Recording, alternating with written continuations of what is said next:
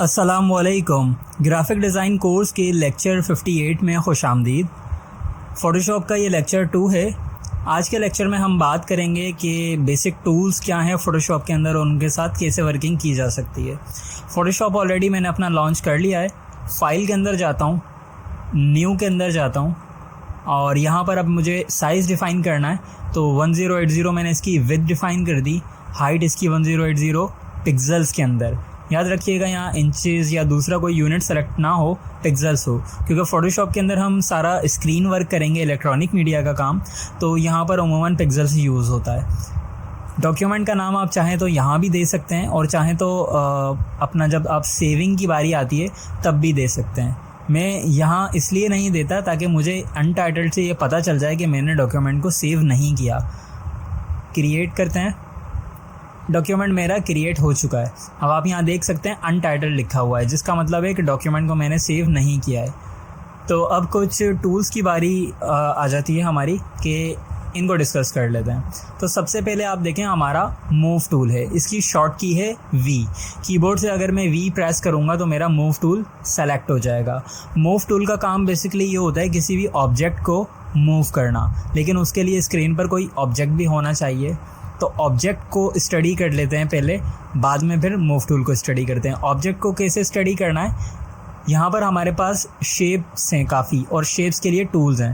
तो अब इस पर मैंने राइट क्लिक किया है इस टूल के ऊपर, तो आप देखें रेक्टेंगल टूल है, एलिप्स टूल है, ट्राइंगल है, पॉलीगॉन है, लाइन है, कस्टम शेप टूल है। तो सबसे पहले रेक्टेंगल टूल को देखते हैं। अब ये मैंने क्लिक करके ड्रैग करना शुरू किया है, तो ये देखें ये एक बॉक्स बन चुका है या एक शेप बन चुकी है। अब मैं अगर मूव टूल लेता हूँ और इसको क्लिक करके ड्रैग करता हूँ तो ये बेसिकली मूव टूल का काम है, यानी कि किसी भी ऑब्जेक्ट को पकड़कर मूव करना। अब ये मैं कैसे कर रहा हूँ, माउस के लेफ़्ट क्लिक के साथ ड्रैग कर रहा हूँ, तो ये बेसिकली मूव हो रहा है। यही काम है बस मूव टूल का। अब ये जो शेप है इसको हम कहते हैं, ये रेक्टेंगल टूल की मदद से हमने बनाया है यकीनन। तो ये अब हमारी शेप रेक्टेंगल जो बनी है, इसके ज़रिए हम फिक्स रेक्टेंगल भी बना सकते हैं और रॉ रेक्टेंगल भी बना सकते हैं। फॉर एग्जांपल मैं आपको करके दिखाता हूँ। मैंने ये डिलीट किया है कीबोर्ड की मदद से।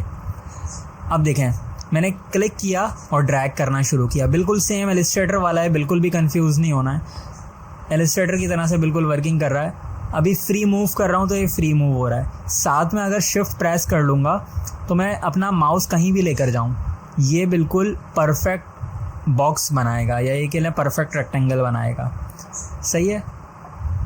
और जैसे ही मैं अपना लेफ़्ट क्लिक माउस का छोड़ूंगा और उसके बाद शिफ्ट का बटन छोड़ूंगा तो ये आप देखें बिल्कुल परफेक्ट रेक्टेंगल बन चुका है या बिल्कुल परफेक्ट बॉक्स बन चुका है। दूसरी तरफ अगर मैं शिफ्ट का बटन ना दबाऊं तो आप देखें ये बिल्कुल फ्री मूव कर रहा है। मैं जिस तरह की शेप चाहे बना सकता हूँ फिर। ठीक है। प्रोपोर्शंस को इसने बरकरार नहीं रखा। अगर आपको प्रोपोर्शंस बरकरार रखने हैं, मतलब प्रोपोर्शंस का ये है कि विड्थ और हाइट आपने सेम रखनी है, तो आपने शिफ्ट का बटन ड्राइंग करते वक्त होल्ड कर लेना है। कैसे, मैं अगेन ड्रॉ करता हूँ।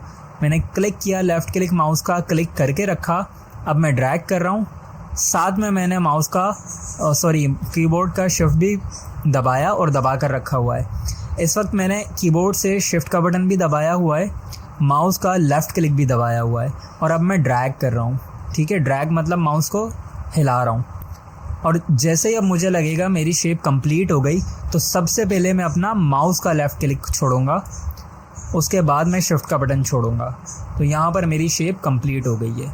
ठीक है, तो ये इस तरीके से हम शेप को ड्रॉ कर सकते हैं।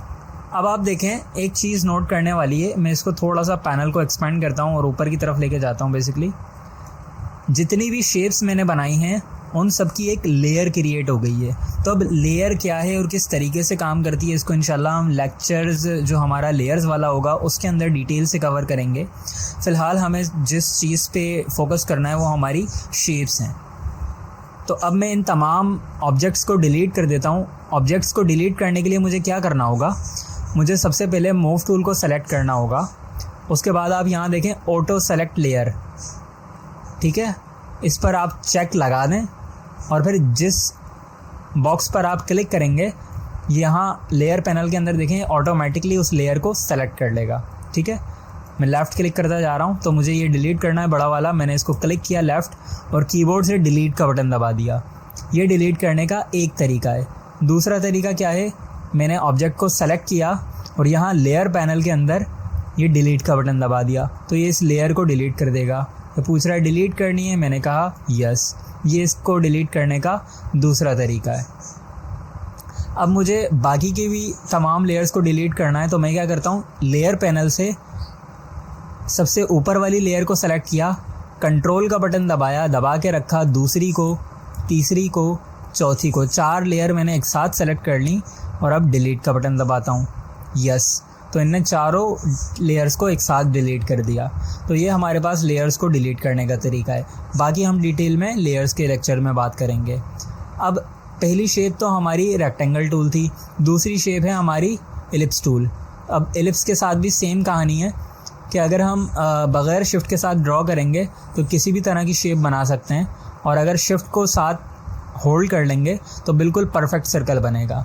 अच्छा, सिर्फ शिफ्ट नहीं, शिफ्ट और ऑल्ट भी अगर आप ड्रॉ करेंगे तो ये बेसिकली मिड पॉइंट से स्टार्ट करेगा। मिड पॉइंट का मतलब क्या होता है मैं आपको बता देता हूँ। अभी देखें, मेरा माउस का कर्सर यहाँ पर है ना।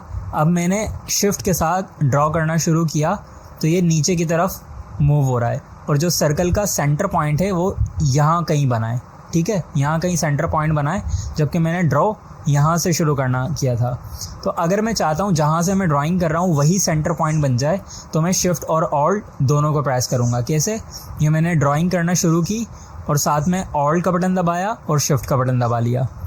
तो अब जहाँ से मैंने ड्राइंग करना शुरू करी थी यहाँ से यही इसका सेंटर पॉइंट बन गया।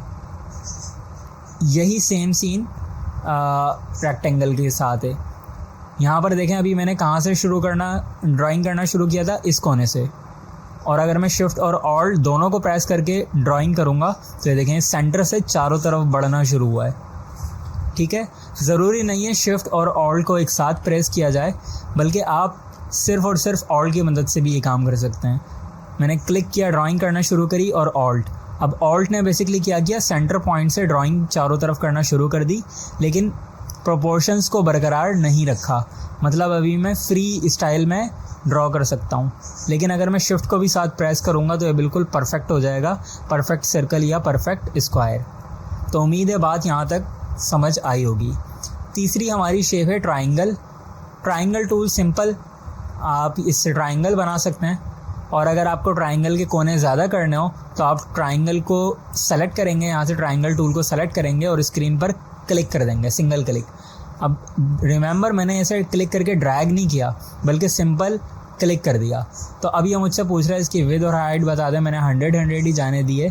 और अब ये कॉर्नर रेडियस मुझसे पूछ रहा है। रिमेंबर, इलस्ट्रेटर के अंदर ही हमसे इसके कॉर्नर्स भी पूछा करता था, लेकिन फ़ोटोशॉप के अंदर इसके कॉर्नर्स की बात नहीं कर रहा, सिर्फ कॉर्नर रेडियस की बात कर रहा है। इसका मतलब ये हुआ कि आप रेक्टेंगल टूल के जो आपके कोने हैं इनको नहीं बढ़ा सकते।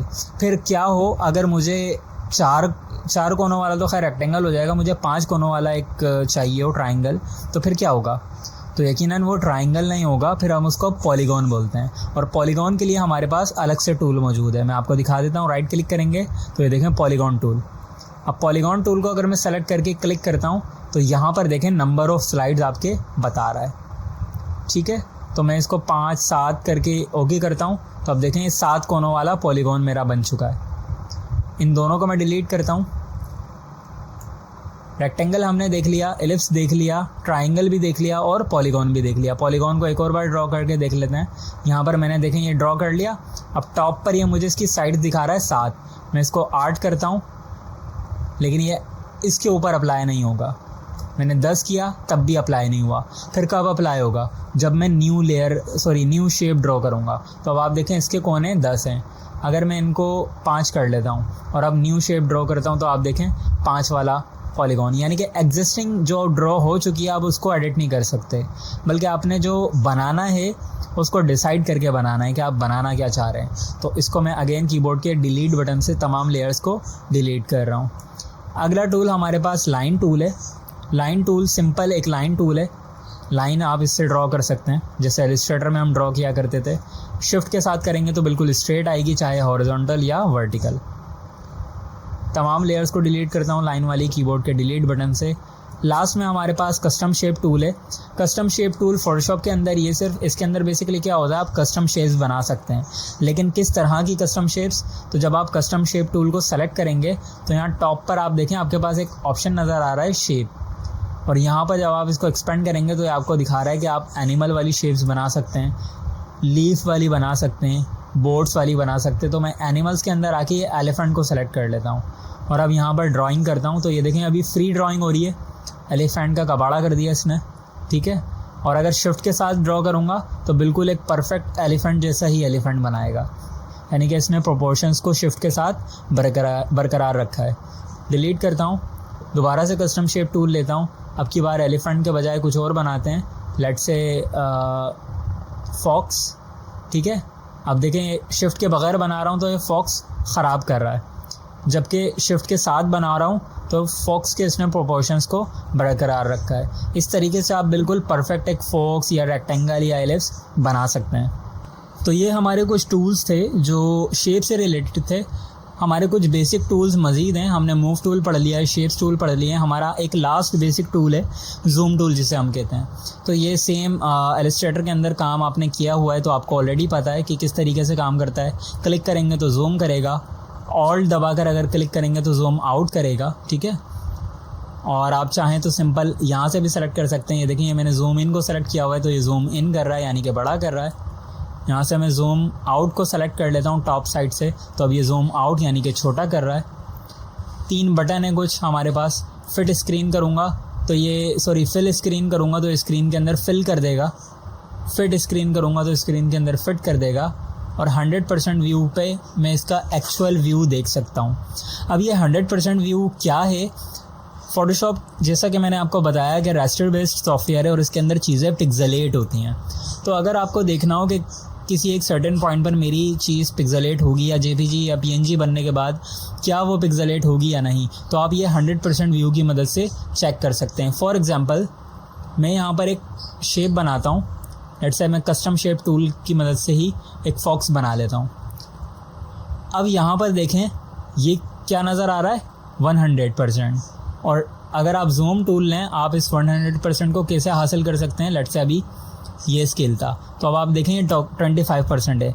इसका मतलब क्या है कि ये जो डॉक्यूमेंट है ना इसके असल साइज़ का आप ये 25 इस 1/4 हिस्सा देख रहे हैं बेसिकली, यानी कि आप इसको छोटा करके देख रहे हैं। तो आपने कहाँ पर देखना है, अगर बिल्कुल एक्चुअल साइज़ देखना है 100% पर, तो या तो आप यहाँ से 100% टाइप कर लें या तो जूम टूल सेलेक्ट करके यहाँ पर ये 100 का बटन है इसको क्लिक कर दें, या यही काम आप कंट्रोल 0 से भी कर सकते हैं, कंट्रोल ऑल्ट 0 से। कीबोर्ड के बटन से आप कंट्रोल ऑल्ट 0 करेंगे तो ये फिट टू 100% कर देगा, और अगर कंट्रोल 0 प्रेस करेंगे तो ये फिट स्क्रीन वाला काम करेगा, ठीक है। तो मैं कंट्रोल ऑल्ट 0 करके इसको फिल स्क्रीन कर लेता हूँ, यानी कि यहाँ पर अब मुझे हमेशा यहाँ पर 100% दिखना चाहिए जब भी मैं ये वाला टेस्ट कर रहा हूँ। कौन सा वाला टेस्ट, कि क्या ये पिक्सेलेट होगा। तो अगर इस व्यू के ऊपर जब यहाँ 100 लिखा हो, इस व्यू के ऊपर आपका कोई आइटम जो आपके आर्टवर्क के अंदर मौजूद है वो पिक्सल उसके ख़राब नहीं होते, तो इसका मतलब ये होगा कि पीएनजी बनने के बाद या जेपीजी बनने के बाद उसके पिक्सल्स ख़राब नहीं होंगे। और अगर मैं पिक्सल ख़राब करूं, लेट्स से मैं इस फॉक्स को पिक्सेलेट करने की कोशिश करता हूं। अब यहाँ से आगे आपने मुझे फॉलो नहीं करना है, ये सिर्फ मैं आपको करके दिखा रहा हूँ। अभी फ़िलहाल इसका तरीका नहीं बता रहा हूँ कि ये मैंने कैसे किया है। अब देखें डॉक्यूमेंट का साइज़ क्या है 100%, लेकिन फॉक्स के कॉर्नर्स देखें पिक्सेलेट हो गए, ठीक है। तो अगर यहाँ पर ये पिक्सेलेट हो रहे हैं तो इसका मतलब ये पीएनजी बनने के बाद भी आपकी जो इमेज है वो पिक्सेलेट होगी। और अगर यहाँ पर पिक्सेलेट नहीं हो रहा, अभी आप देखें 100% पे तो पिक्सेलेट नहीं हो रहा, लेकिन अगर मैं इसको जूम करूँ, मज़ीद जूम करता हूँ, लेट्स से दिस, तो अब ये देखें बिल्कुल बहुत बुरी तरीके से पिक्सेलेट हो गया है, ठीक है। लेकिन क्या ये मेरा पीएनजी बनने के बाद पिक्सेलेट होगा? मैं कहाँ पर देख रहा हूँ 900% पे, तो मुझे 900 पर नहीं देखना, मुझे कहाँ देखना है 100% पे। अगर 100 पे नहीं हो रहा पिक्सेलेट तो इसका मतलब पिक्सेलेट नहीं होगा। तो ये हमारा लेक्चर 2 था जिसके अंदर हमने मूव टूल को देखा है, बेसिक शेप्स टूल देखे हैं सारे और जूम टूल को कवर किया है। अब अगेन मैं दोबारा से रिपीट करता हूँ डॉक्यूमेंट सेविंग के हवाले से। तो फाइल के अंदर जाऊँगा, सेव पे क्लिक करूँगा और ऑन योर कंप्यूटर पे क्लिक करूँगा। जहाँ पर मुझे सेव करना है उसको सेलेक्ट करूँगा, डेस्टिनेशन को डेस्कटॉप मैंने किया, डॉक्यूमेंट का नाम दूंगा क्लास 02 और सेव कर दूंगा। ओके, डॉक्यूमेंट को क्लोज कर देता हूँ। अब आप देखें क्लास 2 के नाम से डेस्कटॉप पे मैंने क्योंकि किया था, डेस्कटॉप के ऊपर ये पीएचडी फाइल आ चुकी है। इसको डबल क्लिक करके भी ओपन कर सकता हूँ, राइट क्लिक करके ओपन करने पर भी ये फाइल ओपन हो जाएगी फ़ोटोशॉप के अंदर। पीएचडी तो मैंने सेव करना सीख ली है। अब जेपीजी या पीएनजी इसकी कैसे सेव करेंगे? फाइल, एक्सपोर्ट, यकीनन यहाँ पर एक्सपोर्ट का ऑप्शन होगा, ये रहा एक्सपोर्ट एज, और फिर यहाँ से आप बता देंगे कि आपने पीएनजी सेलेक्ट करना है या जेपीजी, जिस फॉर्मेट में आपने इसको सेव करना हो। तो मैंने जेपीजी सेलेक्ट किया और यहाँ पर अब ये सेव, इस पर क्लिक करता हूँ। वैसे ये बटन हाइड हो गया है क्योंकि ये डायलॉग बॉक्स बहुत बड़ा है। मैं इसको रीसाइज़ करने की कोशिश करता हूँ। अब ये देखें ये रीसाइज़ हो गया है। तो मैं एक्सपोर्ट पे क्लिक करता हूँ, class 2.jpg, मैंने कहा यस, सेव करो। अब ये सेव हो चुका है। अब मैं वापस फ़ोटोशॉप को मिनिमाइज़ करता हूँ तो ये देखें class 2 की जेपीजी मेरे पास बन चुकी है। तो ये हमारा लेक्चर 2 था। आगे के लेक्चर्स में हम फर्दर डिटेल में फ़ोटोशॉप को एक्सप्लोर करेंगे। तो अंटिल नेक्स्ट टाइम अपना बहुत सारा ख्याल रखिएगा। अल्लाह हाफ़िज़।